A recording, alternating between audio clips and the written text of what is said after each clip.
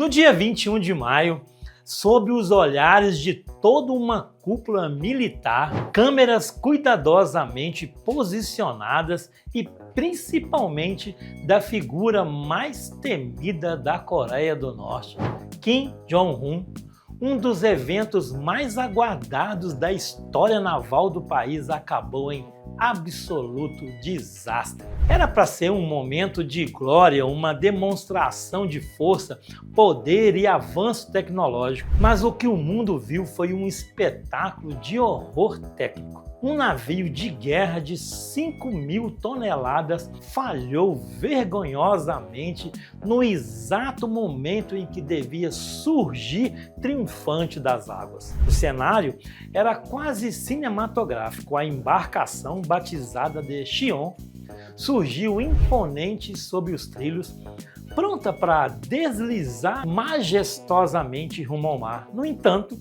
ao invés de cortar as ondas, ela colapsou diante de todos. A rampa traseira, a estrutura inferior foi esmagada e o colosso de aço perdeu completamente seu equilíbrio. Como se o próprio oceano tivesse rejeitado o gigante, ele encalhou. Com a proa enterrada na terra e a polpa afundada, ainda coberto por lonas azuis, como uma vergonha que tentava se esconder do mundo. Mas o que ninguém esperava era a reação imediata e implacável do próprio ditador. Sem sequer disfarçar a fúria, Kim Jong-un chamou o episódio de um ato criminoso, uma falha imperdoável diante de seu olhar. Aquilo que deveria simbolizar a nova era da Marinha norte-coreana se transformou num símbolo de humilhação internacional. E a pergunta que ecoava nos bastidores, entre sussurros e olhares de terror, era: quem seria o primeiro a pagar o preço? Fique comigo que eu vou lhe contar um pouco mais dessa história. Mas antes, dê aquela força pra gente. Curte o vídeo, compartilha com quem você acha que vai gostar desse conteúdo e segue o canal. Isso ajuda bastante a gente a continuar produzindo conteúdo para você. Bom, então vamos lá com essa história. Na Coreia do Norte, falhar diante de Kim Jong-un não é apenas um erro, é uma sentença. Logo após o colapso do navio, o semblante do líder endureceu como aço. Em raríssimos momentos ele se expõe em público com tanta clareza. E justamente ali, diante de todos, a vergonha explodiu. O que era para ser um símbolo da nova força naval norte-coreana virou um teatro de ruínas, com um ditador assistindo de camarote ao maior vexame militar dos últimos anos. A humilhação foi pública, mas a punição, como sempre, seria silenciosa e brutal. Sem perder tempo, Kim convocou uma reunião emergencial e em seu discurso oficial declarou o ocorrido como um grave acidente resultante de negligência absoluta, empirismo anticientífico e irresponsabilidade criminosa. As palavras eram afiadas como punhais. Em questão de dias começaram as prisões. Engenheiros, operadores, supervisores, todos aqueles que de alguma forma tocaram o navio foram considerados culpados. Não por falharem com a engenharia, mas por falharem com ele, com sua imagem, com seu orgulho. Para um regime tão fechado e controlado, permitir que o mundo visse esse tipo de falha era mais do que constrangedor, era perigoso. Por isso, o foco era, claro, encontrar culpados rapidamente e punir exemplarmente. O navio podia até ser recuperado, mas e os que o lançaram ao fracasso? Esses não teriam o mesmo destino. O medo se espalhou entre os corredores do poder e uma dúvida ganhava força: quantas vidas seriam sacrificadas para a honra de Kim fosse restaurada? Antes de se transformar em uma tragédia, o destroyer Xion representava um marco ambicioso para a Coreia do Norte. era mais do que uma embarcação, era uma promessa de um novo capítulo militar, um salto tecnológico projetado para assustar rivais e agradar aliados silenciosos. Com 5.000 toneladas e capacidade bélica avançada, o Xi'an foi anunciado como o navio mais poderoso da história naval norte-coreana. E tudo isso com um detalhe simbólico. O nome da embarcação foi uma homenagem a um lendário guerreiro da resistência contra a ocupação japonesa. Um herói nacional elevado agora à forma de aço e armamento. O projeto foi mantido em segredo por meses. Especulações sobre apoio técnico da Rússia começaram a circular, principalmente após imagens de satélites revelarem movimentações incomuns nos estaleiros de Changjin. Especialistas apontavam para a influência direta de engenheiros russos no design e na construção do destroyer. Algo que, se confirmado, indicaria uma perigosa aproximação militar entre Pyongyang e Moscou. Afinal, não era apenas um navio, era um recado claro para o Ocidente. A Coreia do Norte está de volta aos jogos das superpotências. E o cenário escolhido para o lançamento foi grandioso. Kim Jong-un e sua filha, considerada por muitos como a figura sucessora do regime, estavam presentes, simbolizando a continuidade do poder dinástico. Era o desfile do orgulho nacional, o momento em que a Coreia do Norte diria ao mundo: estamos mais fortes do que nunca. Mas a maré tinha outros planos. E o que deveria ser o nascimento de um titã acabou se transformando em seu naufrágio precoce. Mas por que uma obra tão ambiciosa desmoronaria assim facilmente? Com o estrondo metálico do navio esmagando sua própria estrutura, surgia a dúvida inevitável: como um projeto tão grandioso, com tanta atenção política e militar, falhou de forma tão primária? A resposta, ao que tudo indica, não está apenas na engenharia, mas no local escolhido por lançamento. O estaleiro de Changjin, usado para colocar o Xi'an nas águas, era conhecido por fabricar navios de pesca e carga muito menores. Nunca foi pensado para suportar um monstro bélico de 5.000 toneladas. E ali pode ter nascido o primeiro erro fatal. O local não possuía uma doca seca, uma estrutura essencial para a manipulação segura de grandes navios. Sem ela, o lançamento se tornou um risco calculado por amadores. O fundo da embarcação encalhou, a polpa afundou e o casco foi esmagado antes mesmo de flutuar. Relatórios técnicos poucos e vagos falam de arranhões no casco, mas não mencionam danos críticos. Porém, as imagens de satélites contam outra história. O navio permanece inclinado, coberto por lonas, como uma ferida aberta que ninguém quer mostrar. Especialistas internacionais explicaram o que aconteceu com um termo simples e temido: doca seca inexistente. Em países como os Estados Unidos, China ou até o Brasil, seria impensável lançar um navio desse sem a estrutura adequada.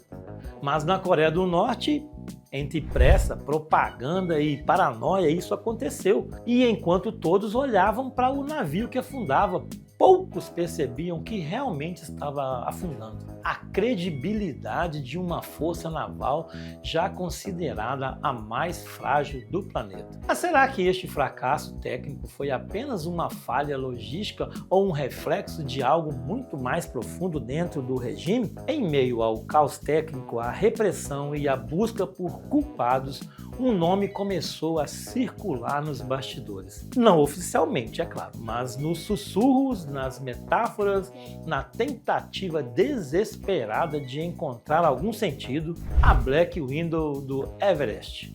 Um apelido carregado de mistério e simbolismo. atribuído não a uma pessoa real, mas à própria ideia de destruição inevitável. Em círculos de inteligência e em fóruns conspiratórios, essa expressão passou a representar situações em que algo grandioso, ambicioso e cuidadosamente construído está fadado a ruir no momento de maior exposição. A associação foi imediata. O Destroyer Cheon, o orgulho da Coreia do Norte, caiu com tantas outras promessas de regimes autoritários. E há quem diga que a Viúva Negra estava ali, de certa forma na figura observadora e silenciosa da filha de Kim Jong. Ela esteve presente no lançamento, lado a lado com o pai, com um prenúncio da sucessão, ou como uma presença espectral em um momento de colapso. Afinal, não é raro em um regime como os norte-coreanos, que simboliza, pasmem, a carregar maldições, toda vez que o poder tenta se perpetuar com espetáculo, algo dá errado. Mas essa viúva que observava do topo do estaleiro não era apenas um mito. Ela representava o peso da tradição, da expectativa, do medo. E agora, essa figura invisível para sobre a Coreia do Norte como um presságio sombrio. Quantos outros projetos seguirão o mesmo destino? Quantas outras promessas irão se despedaçar diante do mundo? Afinal, teria sido o fracasso do Cheon apenas um acidente ou o primeiro sinal de que o regime está perdendo o controle do próprio futuro? Na Coreia do Norte, admitir um erro publicamente é mais raro do que neve em pleno deserto. O regime se baseia em uma imagem de perfeição, infalibilidade e força. Mas desta vez algo inusitado aconteceu. O governo divulgou oficialmente que o lançamento do Destroyer foi um fracasso. Isso por si só já é uma bomba para analistas do mundo inteiro, porque um regime tão hermético optaria por revelar seu próprio vexame. E o que isso revela sobre o que realmente está acontecendo por trás dos bastidores? O professor Edward Hale, da Universidade de Oxford, ofereceu uma interpretação sombria e reveladora. Segundo ele, a admissão não foi um sinal de transparência. Muito pelo contrário, foi uma manobra interna, um aviso. A declaração pública seria uma forma de nomear culpados e justificar punições severas, enquanto envia uma mensagem estratégica ao Ocidente. Nós caímos, mas não vamos parar. É a maneira sutil e gelada que a Coreia do Norte encontrou para mostrar ao mundo que ainda está de pé, mesmo sangrando. Mas entre os escombros do discurso oficial há lacunas profundas. Nenhuma menção às vítimas, nenhuma explicação detalhada do que causou o colapso, apenas palavras duras, termos vagos e muita tensão no ar. E é justamente nesse silêncio que mora o verdadeiro medo. Porque se até a Coreia do Norte resolveu contar que falhou, o que então eles ainda estão escondendo? E por que agora? Por que essa falha precisou ser contada ao mundo? E o que mais ainda poderá vir à tona? No coração dos regimes autoritários, a linha entre justiça e vingança é a mais fina que um fio de navalha. E na Coreia do Norte, essa linha foi cruzada rapidamente após o desastre do Destroyer. Em menos de uma semana, as primeiras prisões começaram. O engenheiro-chefe Kong Shu, o chefe da oficina do casco, Han Ku-heg, e o vice-gerente do estaleiro Kim Jong-hek foram levados pelas autoridades. Seus nomes foram divulgados como se já fossem culpados, mesmo antes de qualquer julgamento. Se é que haverá uma quarta pessoa também foi detida, mas até agora seu nome permanece em sigilo. As acusações são vagas, mas o peso é brutal. Negligência, traição ao esforço nacional, vergonha pública. De acordo com o analista Michael Menden, fundador do North Korean Leadership Watch, o regime iniciou uma investigação interna que visa não apenas punir indivíduos, mas aplicar uma punição coletiva. Em outras palavras, o recado é claro: se um de vocês errar, todos pagam. Salários serão cortados, filiações partidárias canceladas, alguns serão enviados para campos de trabalho e outros podem jamais voltar. Não seria a primeira vez, né? Claro. Em 2024, 30 autoridades foram executadas por falhas administrativas que permitiram inundações e deslizamentos de terra. Mais de 1.000 pessoas morreram naquele episódio e a resposta de Kim foi o fuzilamento dos responsáveis. Diante disso, a pergunta que paira sobre o estaleiro de Changin é aterradora. Quantos ainda serão punidos? E até onde Kim está disposto a ir para restaurar o seu orgulho ferido? Enquanto o navio Xion permanece coberto por lonas, com sua proa encalhada e a polpa parcialmente submersa, o regime norte-americano segue em silêncio. Mas é um silêncio denso, carregado de tensão, medo e expectativas sombrias. Kim Jong-un já decretou que o destroyer deve ser reparado até o fim de junho. Uma ordem quase impossível, segundo especialistas. Seriam necessários de 10 a 15 dias apenas para restaurar os danos laterais e drenar a água acumulada. Mas lá Coreia do Norte, amigo, cronogramas não são técnicos, são imposições. E quem falha em cumpri-los desaparece. Os olhos do ditador seguem voltados para o estaleiro e qualquer atraso pode significar novas prisões ou execuções. A própria imprensa estatal reforçou: não importa o estado final do navio, o que aconteceu foi um ato criminoso inaceitável. Não há espaço para recomeços quando se falha diante do líder. Não há perdão quando a vergonha é intencional, é internacional. Os envolvidos sabem disso e o medo de suas vidas sejam trocados por propaganda é tão real quanto o aço retorcido que ainda repousa sobre o porto de Changin. Mas e quanto ao futuro? Será que o desastre, o prenúncio de um colapso maior? A Coreia do Norte tentará provar ao mundo que ainda pode desafiar a lógica, construindo armas com pressa, poder com medo, orgulho com sangue. No final, talvez o maior erro não tenha sido técnico, mas político, porque em regimes como esse, quando a imagem do líder sangra, todos ao redor sangram junto.